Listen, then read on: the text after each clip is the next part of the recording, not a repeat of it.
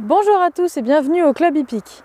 Pour notre première vidéo, nous avons décidé de vous parler vraiment de la base des bases, c'est donc le mode de vie du cheval.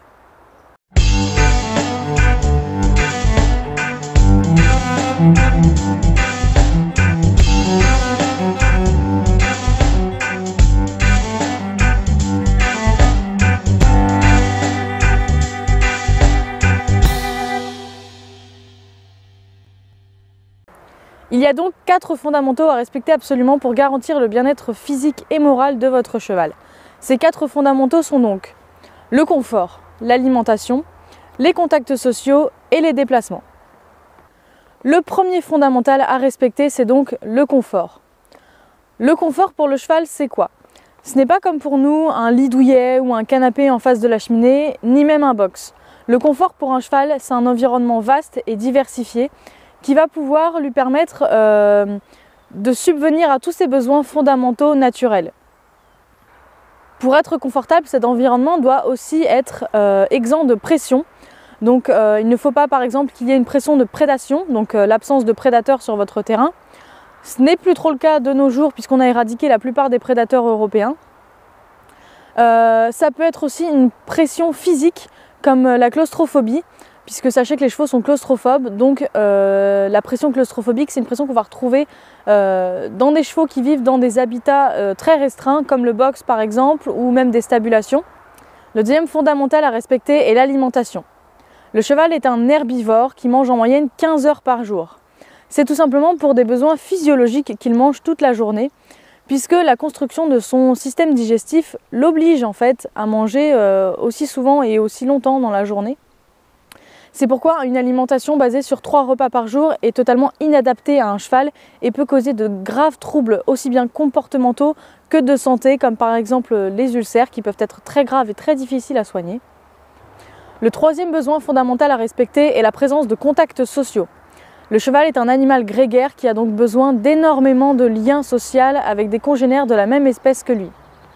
La taille idéale recommandée pour un troupeau est de 3 à 8 chevaux, tout simplement parce que cette taille permet de créer un maximum de liens sociaux et va permettre aussi à chaque cheval de trouver sa place dans le troupeau. Il est également possible d'associer un cheval avec des ânes ou un seul âne en troupeau. Sachez cependant que l'âne est certes très proche du cheval, cependant ce n'est pas tout à fait les mêmes codes de communication et donc il peut y avoir un petit peu des disputes, des mauvaises ententes. Donc faites bien attention à ce que vraiment la relation se passe bien entre un âne et un cheval. Certaines personnes mettent aussi avec leur cheval soit un mouton, soit une chèvre, voire même une poule ou un lapin. Sachez toutefois que cet animal tiendra compagnie à votre cheval par sa présence, mais ne suffira pas à combler les besoins sociaux, les attentes que le cheval a au niveau des relations sociales, tout simplement parce que le cheval ne peut pas jouer ou communiquer avec une chèvre ou un mouton comme il le ferait avec un copain cheval. Le dernier besoin fondamental à respecter est le déplacement. Le cheval n'est pas un animal territorial, c'est-à-dire qu'il ne conquit pas un territoire sur lequel il va vivre et qu'il va défendre pour le conserver. Au contraire, le cheval est un animal qui se déplace énormément, notamment pour manger et trouver toute la nourriture dont il a besoin. Le cheval se déplace donc en moyenne 10 à 20 km par jour pour trouver sa nourriture et son eau. Bonjour à tous! Maintenant que Julie vous a parlé du côté théorique, nous on va plutôt vous parler du côté pratique et vous partager nos expériences qu'on a avec nos propres chevaux. Alors moi pour rappel, j'ai une jument et une ânesse et elles vivent toutes les deux au pré 24 heures sur 24 et 7 jours sur 7 et tous les jours de l'année, tout le temps elles vivent au pré. Pour ce qui est de la nourriture, il faut savoir que je ne les complémente pas, c'est-à-dire qu'elles sont uniquement à l'herbe ou alors au foin en fonction de la saison, si c'est l'hiver ou si c'est l'été, s'il n'y a pas assez d'herbe, elles sont complémentées au foin. Sinon bien évidemment elles ont une pierre à sel pour les minéraux, elles ont de l'eau etc. Mais niveau alimentation voilà, elles sont uniquement au fourrage. Au niveau du nombre de prés et de leur taille, donc nous, j'ai calculé, on a à peu près 1 hectare qui est réparti en 3 prés. On arrive à laisser des prés en repos, en jachère, etc. Du coup, en tournant, on arrive à bien s'en sortir. Ensuite, au niveau des infrastructures, tous nos prés sont avec des clôtures électriques en fil. On n'a pas mis de ruban parce qu'avec le vent, etc. Chez nous, ça allait pas trop. Et aussi, on a également un abri dans le pré qu'on va appeler le pré d'hiver, où elles sont là tout l'hiver, etc. Donc, ce qui leur permet de se mettre à l'abri. Également de pouvoir leur donner le foin au sec, parce que si on le met dehors ou sur l'herbe, forcément elles en gaspillent plus facilement et c'est pas forcément agréable pour elles. Donc voilà, donc on a ce pré là d'hiver où il y a l'abri, et dans les 2 autres prés où on tourne l'automne, l'été, etc. là il y a des abris naturels, ce qui veut dire arbres, ce qui veut dire haies, etc. Comme l'a dit Julie, la vie en troupeau c'est très important pour les chevaux. Et j'ai pu le voir par moi-même, parce qu'en fait donc quand j'ai acheté ma jument, quand j'ai acheté Linda, je l'ai acheté donc au mois de décembre, et on n'a pas tout de suite acheté un autre animal parce qu'on pouvait pas, enfin on n'était pas prêt à avoir tout de suite 2 animaux, on voulait d'abord bien s'occuper de Linda, etc. Mais on avait quand même prévu de plus tard acheter un autre animal parce qu'on voulait pas qu'elle soit toute seule non plus, parce que pour moi c'était pas comme ça qu'un cheval devait vivre. Et donc elle est restée toute seule de décembre jusqu'à octobre, donc ce qui fait 10 mois. Je voyais vraiment qu'elle commençait à s'ennuyer, à vraiment à être mal, à pas être bien. Et du coup depuis ça va bien mieux, même si Linda est plutôt du type indépendante, des fois Bohème vient la saouler un petit peu, elle en a un peu marre, elle aimerait mieux être un peu tranquille. Vraiment ça lui a fait du bien au moral, elle était bien mieux, et voilà, donc je pense que c'est très important quand on veut avoir un cheval, il faut vraiment qu'on puisse prévoir qu'il se retrouve pas tout seul. Et donc du coup on y va tous les jours pour voir si tout va bien, pour voir s'il y a de l'eau, pour voir s'il faut leur donner du foin, voir s'il faut agrandir le pré, s'il faut les changer pour faire tourner les parcelles, etc. Donc voilà, donc si je prends avec le temps de trajet, je dirais que ça nous prend environ... Allez, il faut compter 20 minutes de trajet, et si en plus on y reste minimum 10-15 minutes s'il n'y a rien à faire, sinon un peu plus, il faut donner le foin, remplir, etc. ça prend plus de temps. Du coup je dirais minimum une demi-heure, et sinon 3 quarts d'heure, 1 heure, ça dépend de ce qu'on a à y faire. Salut, c'est Iris. Alors moi je vais vous parler d'être propriétaire de son cheval en pension. Donc quand on n'a pas la possibilité de le mettre ni chez soi, ni dans un terrain qu'on loue, ou tout simplement parce qu'on n'en a pas envie, on le met en pension. Alors la pension c'est super pratique parce qu'on n'a pas à entretenir son cheval au quotidien, mais en fait cet avantage c'est aussi un gros inconvénient, puisque c'est la pension qui nous impose les conditions de vie de notre cheval. On n'a pas trop notre mot à dire là-dessus. Et c'est pour ça que c'est vraiment difficile, je trouve, de trouver une pension qui nous corresponde vraiment, parce qu'on est obligé d'être en adéquation avec leur façon de faire avec les chevaux.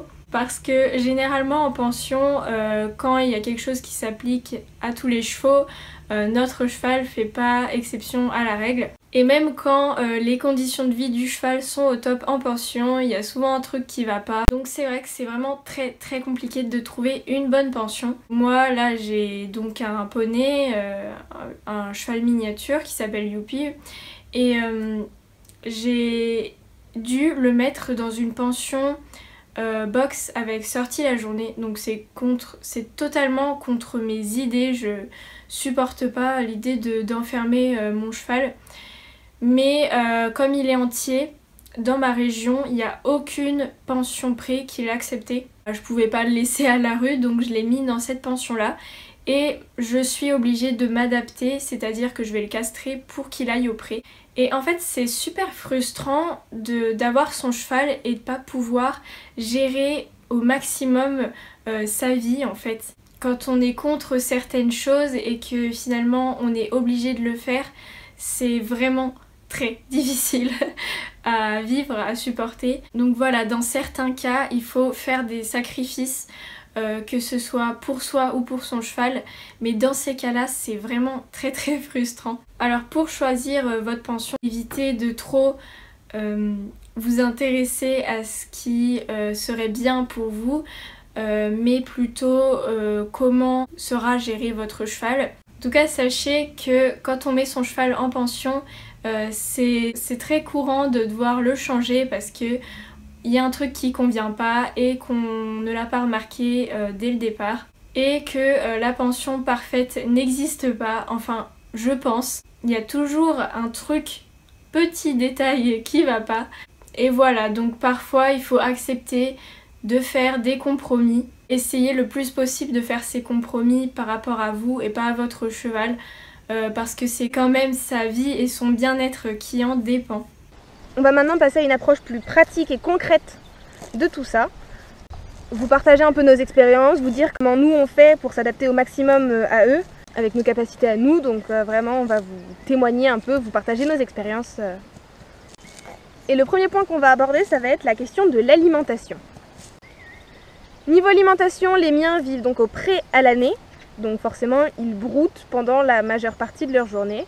Brouter, ça va être leur activité essentielle, ils font ça absolument tout le temps.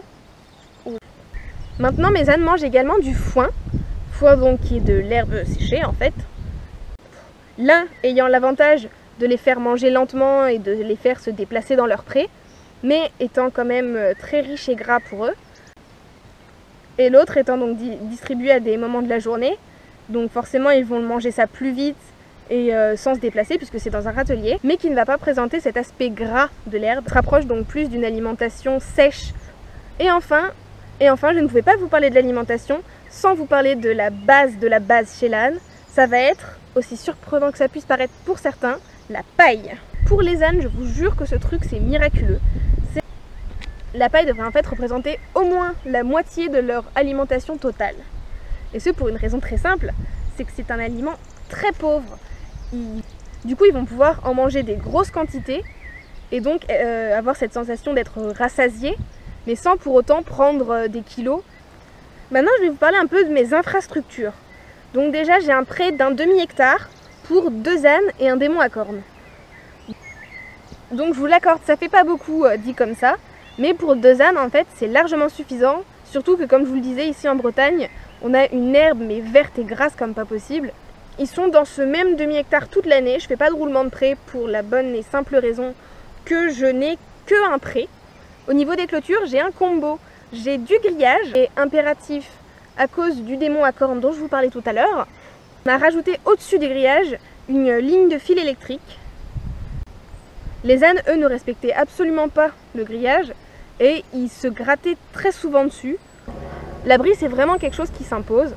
Il faut qu'il soit suffisamment grand pour que vos ânes puissent tous tenir dedans, que les murs les protègent du vent et le toit les protège des intempéries. Donc voilà, c'est vraiment impératif d'avoir un abri dans son pré, n'importe quel type d'abri, tant qu'il convient à votre âne en fait.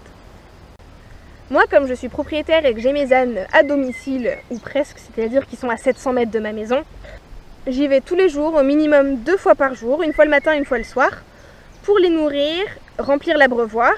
C'est un petit abreuvoir, du coup il faut le remplir très souvent. Enlever les crottins dans leur cabane, et ça c'est vraiment le minimum que je fais 2 fois par jour. Après j'essaie de leur faire un pansage, de leur faire les pieds, de m'occuper de tout ça au moins 1 fois par semaine. Donc ça me fait à peu près entre 1 demi-heure et 3/4 d'heure le matin et pareil le soir. Et plus quand je veux vraiment leur faire des soins, leur faire les pieds et tout ça, forcément je vais mettre plus de temps. Rien ne remplacera jamais la présence d'un autre équidé. Même si vous venez le voir souvent dans la journée, il a besoin d'un copain de la même espèce, avec lui, 24 heures sur 24. Alors le premier point que je vais aborder, ça va être la nourriture. Je rappelle que j'ai un pur sang, un Haflinger et un petit poney, donc vous imaginez bien que la nourriture n'est pas la même pour tout le monde. Malgré ça, ils vivent tous ensemble en troupeau, donc il faut savoir gérer la nourriture de chacun. Alors pour moi, la base des bases de l'alimentation du cheval, ça va être le foin à volonté et H24, c'est vraiment le minimum qu'on peut leur donner parce que le cheval a besoin de fibres H24 pour pouvoir bien fonctionner tout simplement. Ensuite, j'ai la chance d'avoir assez de pâture pour avoir de l'herbe toute l'année, donc ils ont en plus du foin à volonté de l'herbe à l'année. Alors oui, même Kouroun qui est au régime, il a du foin à volonté toute l'année, il a de l'herbe à volonté toute l'année. Mais je lui mets un masque anti-goinfrage, comme ça il peut manger, il peut être avec ses copains, mais au moins il n'est pas enfermé tout seul. Et il se régule comme ça avec ce masque, il ne peut pas se goinfrer, mais il a quand même les fibres H24 dont il a besoin. Alors maintenant les compléments, donc évidemment les poneys n'ont pas besoin de compléments tels qu'on le pense.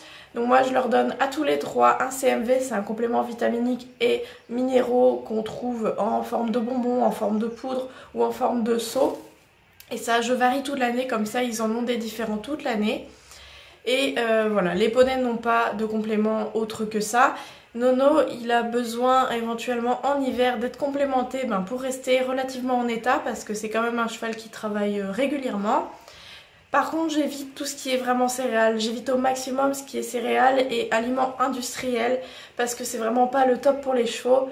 Donc moi je vais plutôt me tourner en plus du CMV sur un aliment tel que la luzerne ou d'autres fibres que le foin ou l'herbe. Alors au niveau des infrastructures, donc pour moi le minimum c'est 1 hectare par cheval. J'ai la chance d'avoir plus d'1 hectare par cheval, ce qui est vraiment chouette. Mais le minimum niveau espace et nourriture, c'est quand même vachement plus simple d'avoir 1 hectare par cheval. Alors niveau clôture, moi autour des pâtures, donc ce qui est clôture extérieure, je conseille de mettre des gros poteaux en bois assez hauts avec au moins 3 à 4 fils sur les poteaux. Parce que le jour où votre cheval va casser les clôtures et passer sur la route et que vous allez recevoir une amende, vous allez le regretter. Alors au niveau du temps que les chevaux me prennent par jour, donc j'ai calculé un peu, le minimum ça va être 30 minutes pour dire bonjour, pour faire des gratouilles et pour voir si tout va bien niveau clôture et blessure. Voilà, le minimum c'est 30 minutes pour rester un peu avec eux quand même, pour faire une présence et s'il y a besoin de donner les CMV. Mais voilà, c'est pas très long parce qu'ils sont en autonomie, c'est-à-dire qu'ils ont le foin à volonté, des fois ils ont le CMV à volonté et l'herbe à volonté. L'eau c'est pareil, c'est un très gros bac, donc il n'y a pas besoin de le remplir souvent. Alors pour moi la vie en troupeau elle est super importante, il faut au moins qu'il y ait 2 équidés sur la pâture parce que un cheval tout seul ça déprime, ça développe des tics et puis c'est stressé. J'ai vu la différence avec Nono en tout cas quand il était seul ou avec un copain. Donc voilà, la base pour moi c'est vraiment du foin à volonté, de l'espace et un copain. C'est à moi de vous parler de mes installations maintenant et de mon mode de fonctionnement et du mode de vie de mon troupeau. Donc pour mémoire, moi j'ai 2 ânes et un cheval et tous les 3 vivent 365 jours par an au pré. Ils sont nourris pour les ânes essentiellement d'herbe, de l'herbe du pré et de foin.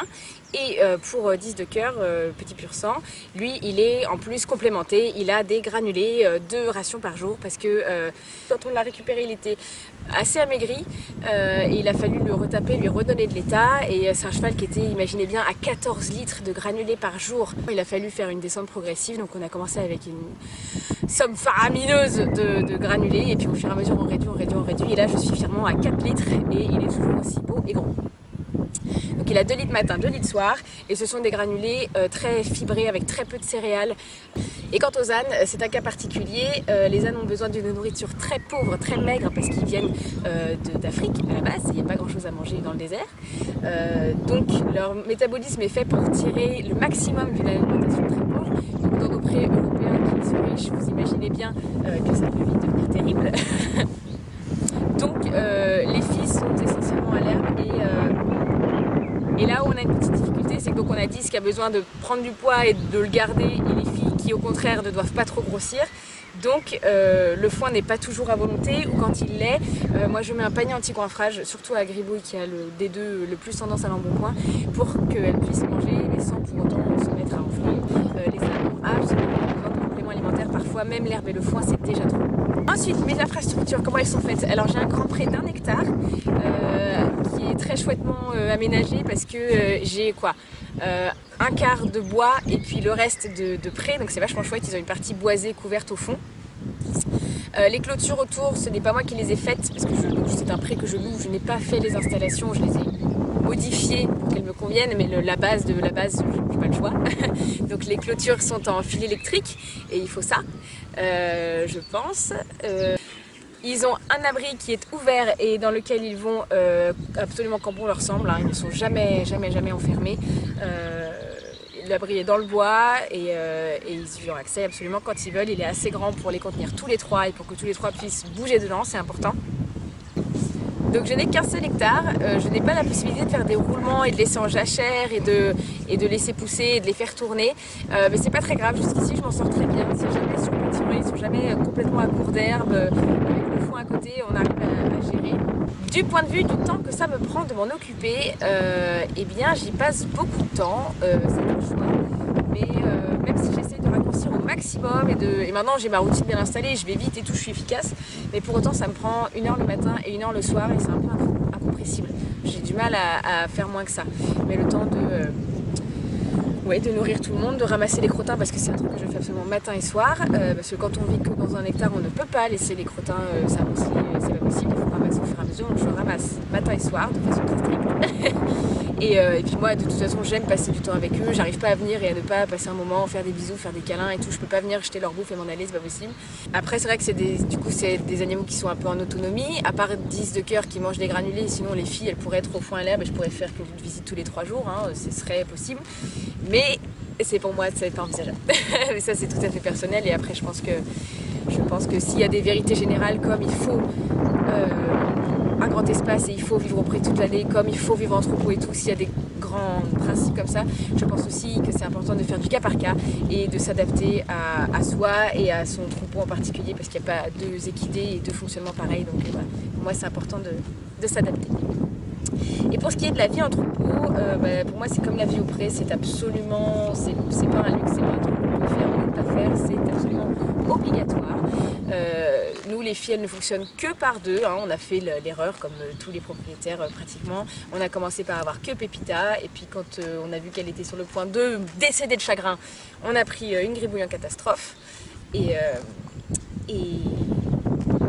ne faites pas cette erreur, ne passez pas par là. Le jour où vous décidez de prendre un cheval ou de prendre un âne, prenez-en. C'est absolument, c'est pire que nécessaire, c'est vital. Et puis 10 de cœur pour le coup, et du coup le seul de son espèce dans le pré, mais la cohabitation avec les filles se passe très bien, voilà. Voilà. Après lui il les aime beaucoup et les suit partout, elle un petit peu moins, elle ne fonctionne que par 2. J'espère que cette vidéo vous aura plu et je vous dis à très bientôt sur le Club Hippique. Salut!